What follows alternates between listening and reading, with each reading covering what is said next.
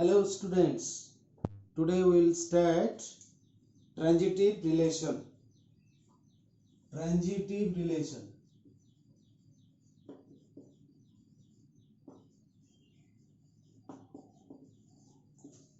On a set A. We have already read reflexive relation, symmetric relation. Now we will discuss transitive relation on a set A. A relation F defined on a set A will be transitive if for x, y and z belongs to A, x, y belongs to F and y, z belongs to F, implies x is related to z. Okay. F is a relation defined on A, means F is a subset of A Cartesian product A, we know. Now, this relation will be transitive if for x, y, z belong to A. If x is related to y and y is related to z, then x must be related to z. X is related to y, y is related to z, implies x is related to z. In the last lecture I have told about P implies Q. P implies Q means it gives us a message. What is that? If P is true, then Q must be true. If P is true but Q is false, then this will not be an implication. This will not be an implication. So this is an implication means when this is true, this must be true. That means when x is related to y and y is related to z, then x must be related to z. X must be related to z. So let me know when it is not symmetric. If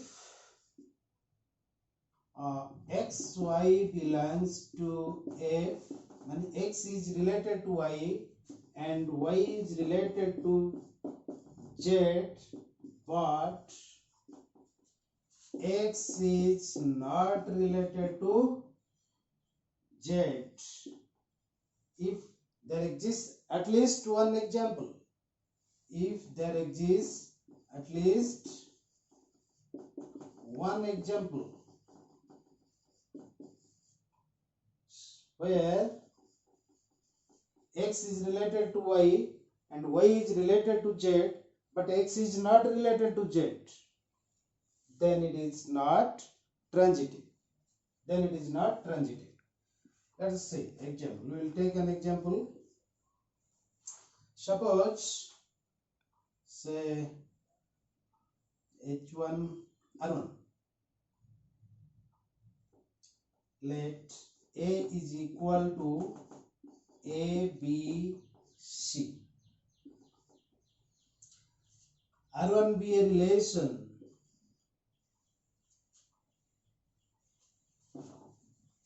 R1 be a relation on A so that R1 is equal to A, B, B. Let's see whether it is a transitive relation on ABC or not. You see here A is related to A. Okay. Here you see AB is related to A is related to B and B is related to A. So by this A should be related to A. Yes, A is related to A. It is okay. Now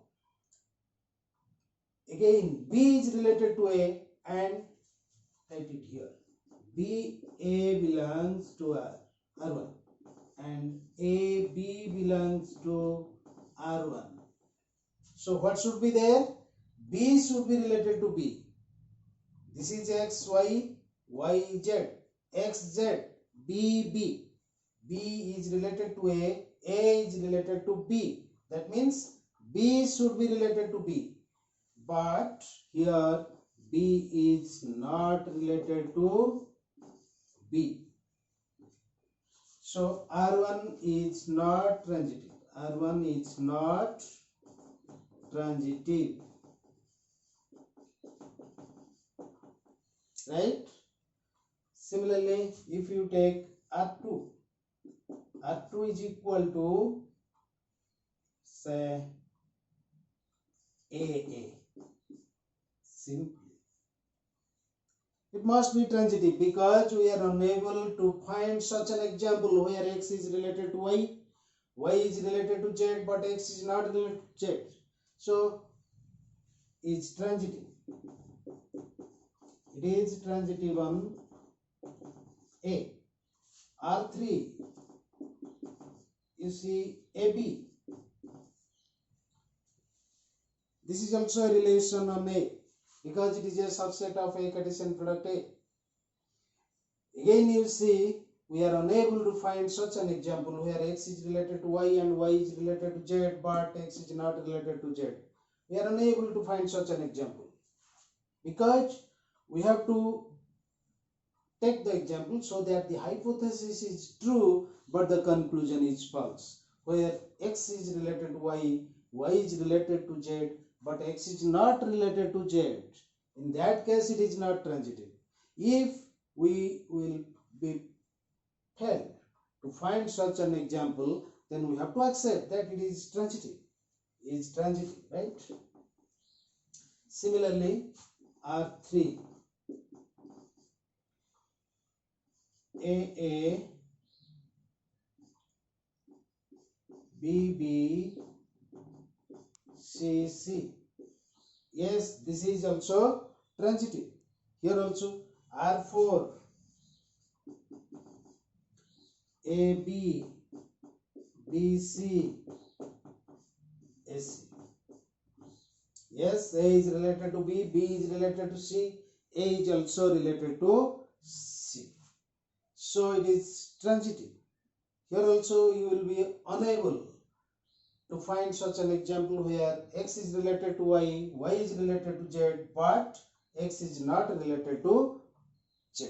These are all transitive relations. These are all transitive relations. Okay? Clear? So we have read reflexive relation, symmetric relation, transitive relation. Clear? Now let us read another relation, that is equivalence relation. Equivalence relation.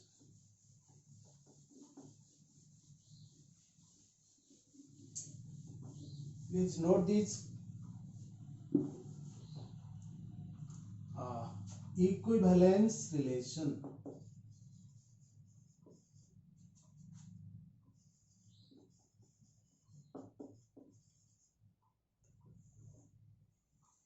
It's very simple.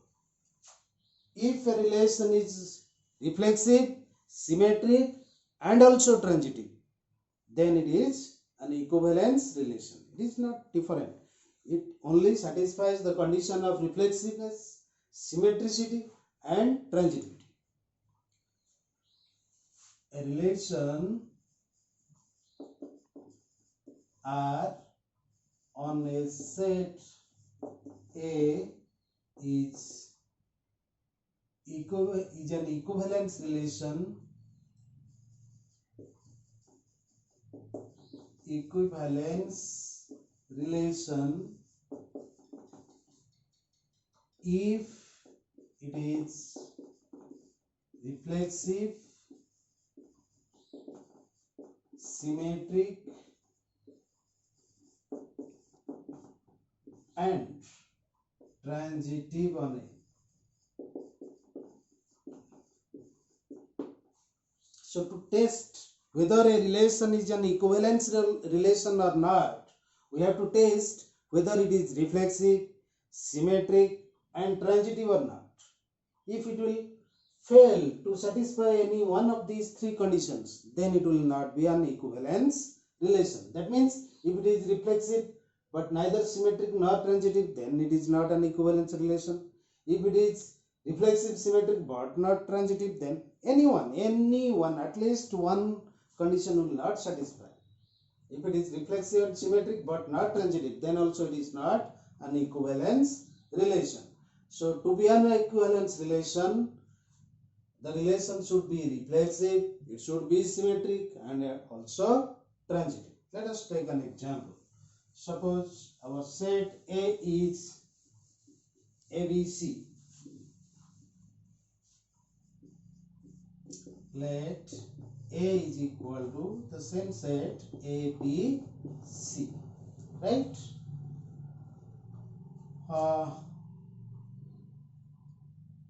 Suppose F1 R1, suppose it is, we take F1 is AA, you see. This relation is reflexive. Reflexive? No, it is not reflexive. Why? Because B is not related to B and C is not related to C. It does not satisfy the condition of reflexive relation. So it is not reflexive. So it is not an equivalence, not reflexive. So it is not an equivalence relation. So from this, first we have to make a relation reflexive. Yes, F2. AA, BB, C, C. Okay? AA, BB, CC. Now my set is ABC. You see, it must be reflexive because each element of this set is related to itself. So it is satisfying the conditions of reflexive relation. So it is reflexive. Whether it is symmetric or not, yes, you just reverse AA. It will be AA, BB. So this is also symmetric. And is it transitive? Yes, it is transitive. Because we are unable to find an example where X is related to Y is related to Z, but X is not related to Z. We will not find such an example here. So we have to accept that it is transitive. So this relation is reflexive, symmetric and transitive. Is an equivalence relation. Relation on A. The set is very important. On A. You see, and this is the smallest equivalence relation on A. This is the smallest equivalence relation because if we remove any one of these elements, suppose CC, it will no more be an equivalence relation because it will not be reflexive. So this will be the smallest equivalence relation. We cannot make any smaller equivalence relation than F2, right? So this is the smallest one, right? That is, if A is any set, how can we define this relation? Suppose if A is any set, then F, which is equal to what? X such that X belongs to A is the smallest equivalence relation.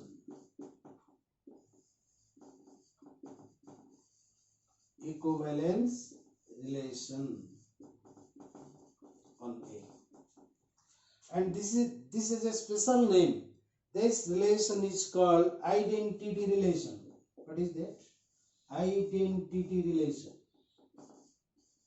or univalent relation,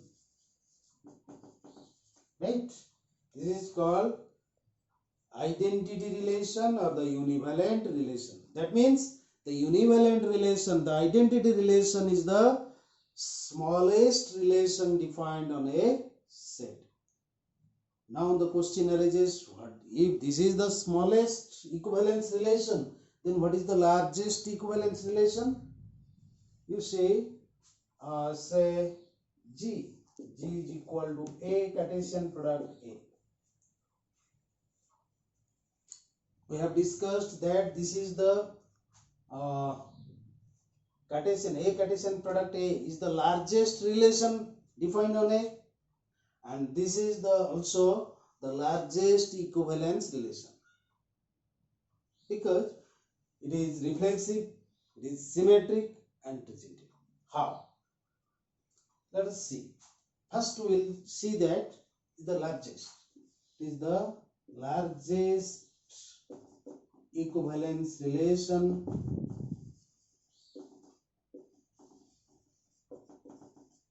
on A. Let us prove. First we have to show that it is reflexive. Suppose X is an element of A. X belongs to A Cartesian product A. It is for all X belongs to A. This is clear. This is clear from the definition. X is an element of A. So X belongs to A Cartesian product A. So it is reflexive. Hence reflexive. Right? Then is it symmetric?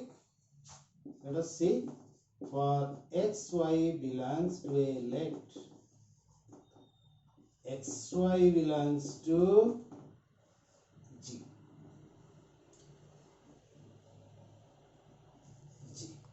Suppose X is obviously G, since it is a Cartesian product A,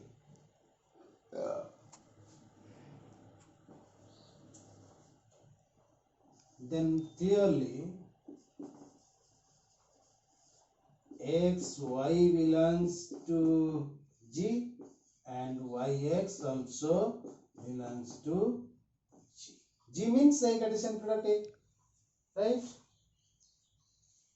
G means a Cartesian product A. X is an element of A, y is an element of A. So xy belongs to a Cartesian product A. Similarly, y is an element of A, x is an element of A. So yx also an element of a Cartesian product A. Similarly, xy belongs to G. Hence symmetry. Hence symmetry. Again, for x, y, z belongs to A, we have xy belongs to G, y, z also G in G, and xz must be in G. Because x is an element of A, z is an element of A, so xz also an element of A Cartesian product A. So G is transitive, hence transitive. Right? Thus, G, A Cartesian product A, is an equivalence relation because it is reflexive, it is symmetric and transitive. So it is an equivalence relation and it is the largest possible relation defined on A. So this is the largest equivalence relation defined on A. Let us discuss about another concept, that is equivalence class. Right?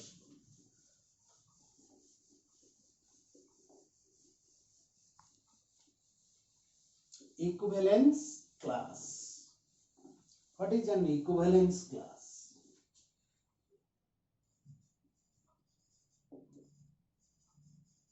Equivalence class. You know, Suppose you may have groups in your school or college. Why?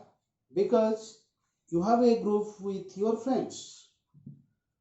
Another boy or girl, he or she has a group with his or her friends. Like this. And in equivalence relation, let us define what is an equivalence class. Let F be an equivalence relation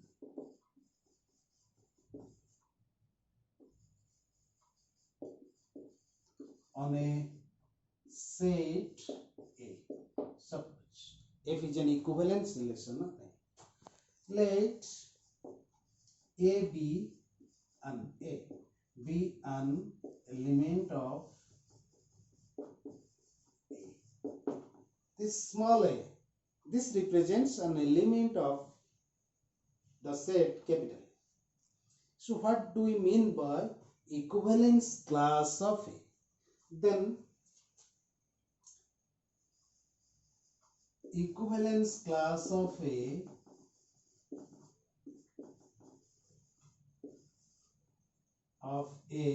is the set of elements of A which are related to A. Those who are related to A, those are the elements of the equivalence class of A. We symbolically denote it as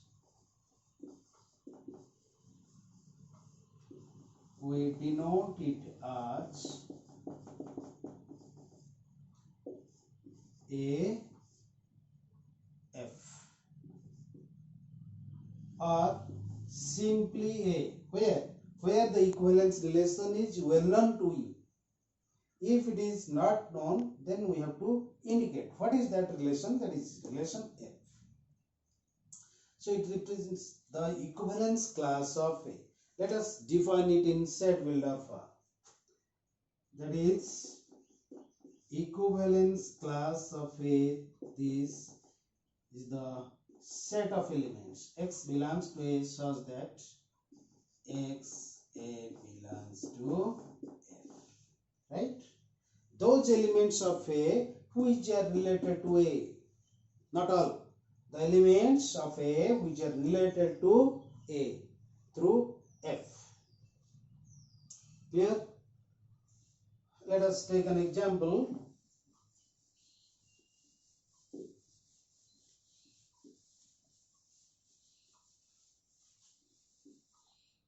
Suppose let A is equal to A, B, C, D. Suppose say let F is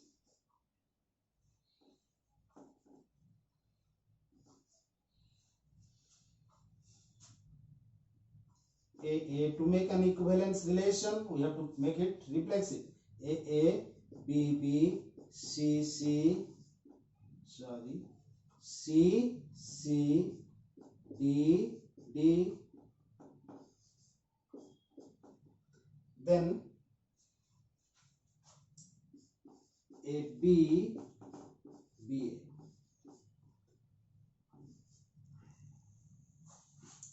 right?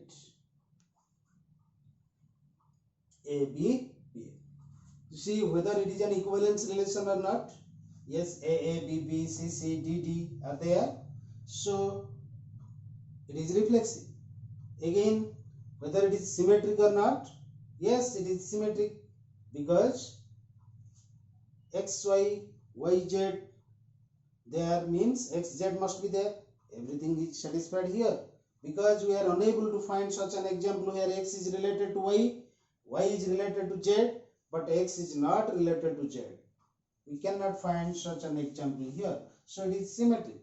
and with the same argument it is also transitive.